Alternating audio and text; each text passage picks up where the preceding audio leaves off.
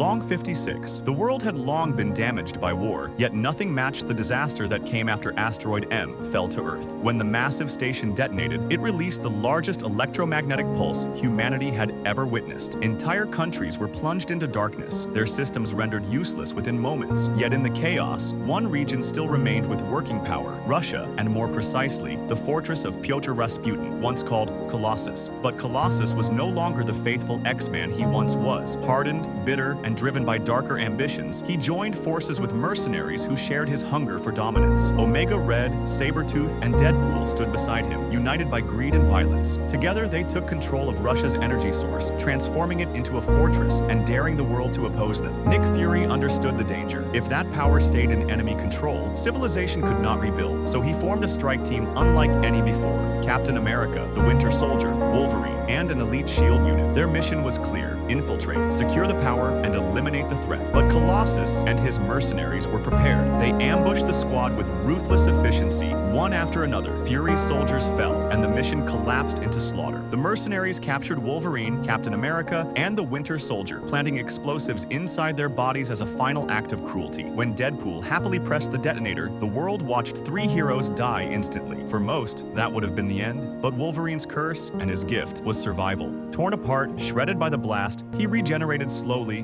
but relentlessly. His healing factor pulled him back from the abyss, and when his eyes opened again, there was only one thought driving him: revenge. What followed was a savage campaign, Wolverine at his most feral. He hunted his betrayers with the patience of a predator, dismantling their alliance piece by bloody piece. With Forge's help, he removed Sabretooth's healing factor, leaving him vulnerable for the first time in decades. Their battle ended with Wolverine's claws ripping through Creed's flesh. The ending, absolute. Omega Red came next, his coils striking with deadly fury. But Wolverine turned the assassin's own weapons against him, wrapping the tentacles around his neck and snapping it with a horrifying crack. Years of rivalry ended in seconds, Omega Red's body collapsing like a puppet with its strings cut. Deadpool was madness alive, laughing even as he fought. Their fight raged through steel hallways until Wolverine found the perfect ending. With a savage kick, he threw Deadpool into the core of a nuclear reactor. The chamber burned bright as the mercenary's body was destroyed. His laughter finally ended. That left Colossus. Once, Logan had called him a brother in battle. Now he was just another tyrant standing in the way. Their clash was brutal